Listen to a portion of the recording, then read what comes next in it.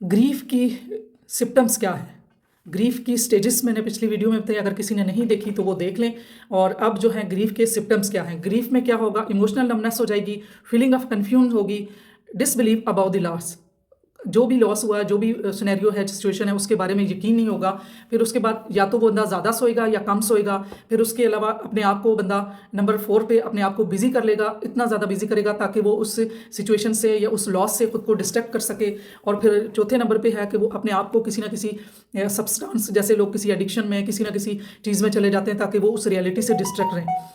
और उसके या तो फिर वो अपने आप को बिल्कुल ही डम कर देगा, अपने आप को लोगों के साथ कट ऑफ कर देगा, बातचीत खत्म कर देगा और अपना मतलब शट डाउन कर देगा कि ना तो वो किसी से बात कर रहा है, ना किसी को बता रहा है, ना कुछ। ये भी उसका सिम्पटम हो सकता है। और ये कोशिश करेगा कि इस तरह से अपने आप को बातचीत ना करना और ख़ुद को बिल्कुल एक होल में बंद कर लेना, उससे उसको फ़ायदा ये होता है कि वो अपने आप को उस चीज़ को भूलना चाहता है और उसके बारे में बात नहीं करना चाहता। तो ये सिम्पटम्स हो सकते हैं किसी भी ग्रीफ के। अब इसकी मैनेजमेंट क्या है उसके बारे में बताती हूँ।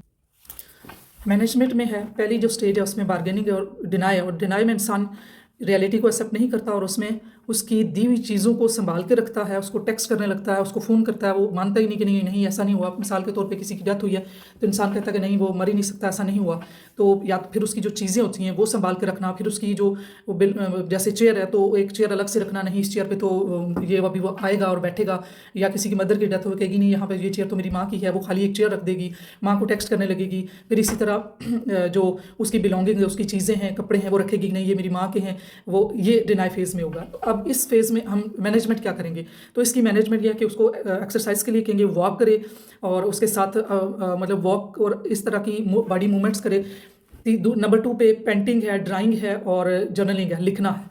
नंबर 3 पे अपने दोस्तों से, फैमिली फ्रेंड्स से बातचीत करें। नंबर 4 पे जो है वो किसी प्रोफेशनल से सपोर्ट लें। नंबर 5 पे जो है वो डेली रूटीन अपनी रखें और सेल्फ केयर करें। नंबर 6 पे अपने आप को अलाउ करें कि वो जो उसके इमोशंस आ रहे हैं उनको रिकॉग्नाइज करे, उनको लेबल करे और एक नोट पैड रखे कि जिस तरह के उसको इमोशंस आ रहे हैं वो लिखे। जिस तरह अभी बार्गेनिंग के जो स्टेज होती है उस स्टेज में ये होता है कि फ्लैश बैक होते हैं, कभी उसकी अच्छी मेमोरीज आती हैं, कभी सैड मेमोरीज आती हैं। तो उसमें जो जर्नलिंग है, जो नोट पैड में लिखना है, तो उसमें वो चीज़ें लिखे कि उनकी अच्छी यादें लिखे। फिर उसके साथ नंबर 2 पे लिखे कि उस लॉस से उसने क्या सीखा और नंबर 3 पे लिखे कि उसका ग्रेटिट्यूड लिखे कि अब इससे उसे क्या चीज़ें सीखने को मिली। अब ये जर्नलिंग में वो करे। उसके साथ जो है जो पेंटिंग करे और अपने आप को उस ग्रीफ से निकालने की कोशिश करे। अब ये जो चीज़ें हैं, अपने दोस्तों से बात करना और जो एक्सेप्टेंस की स्टेज है उसमें उनकी बारे में सारी बात करना, कैसे हुआ, क्यों हुआ, नई जो उसकी रियलिटी है, जॉब लॉस चली गई है तो वो इंसान वो सारा उसके बारे में बात करे। जो पिछली स्टेजेस थी उनमें वो इंसान बार्गेनिंग कर रहा था, डिनाई कर रहा था।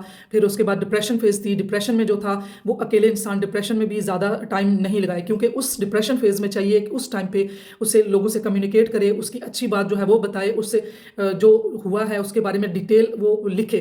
अगर इन सारी चीज़ों से भी नहीं इंसान ग्रीफ से निकलता तो उसके बाद जो है जो उसका ऑप्शन है वो किसी प्रोफेशनल के पास जाए और प्रोफेशनल जो है वो मुख्तलिफ थेरेपीज़ यूज़ करके, वो जो हिप्नोथेरेपी और NLP के थ्रू उसके माइंड से वो जो ग्रीफ उसको मिल चुका है उसको वो निकाल देंगे। जो कि मोस्टली जो 1 सेशन से लेके 5 सेशन तक जो है ना वो इंसान के सारे जो प्रॉब्लम होते हैं वो रिजॉल्व हो जाते हैं।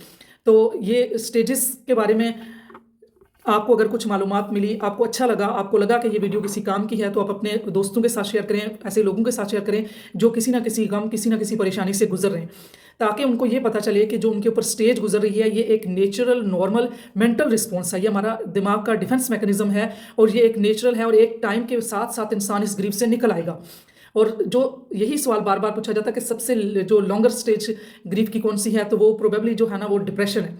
तो उसको भी अगर किसी कम्युनिकेशन के साथ, दोस्तों के साथ और रिलेटिव्स अगर इस स्टेज को समझें, उनको कोप कराएं, उनके सेल्फ जो है ना केयर की प्रैक्टिस करवाएं, वॉक करवाएं, पेंटिंग, जर्नलिंग, ये सारी चीज़ें करें और साथ साथ किसी प्रोफेशनल से हेल्प लें, तो ये सारी स्टेजेस जो है ना वो आसानी से ग्रीफ वाली ख़त्म हो सकती हैं और वो एक जो इंसान के दिमाग में एक जो इम्पैक्ट छोड़ जाती हैं उनसे भी इंसान बच जाएगा। तो बेहतरीन हल तो ये है कि किसी प्रोफेशनल के पास जाएं ताकि जो उनको ट्रॉमा मिल चुका है, जो स्ट्रेस हो चुका है, उस स्ट्रेस से वो निकाल सकें।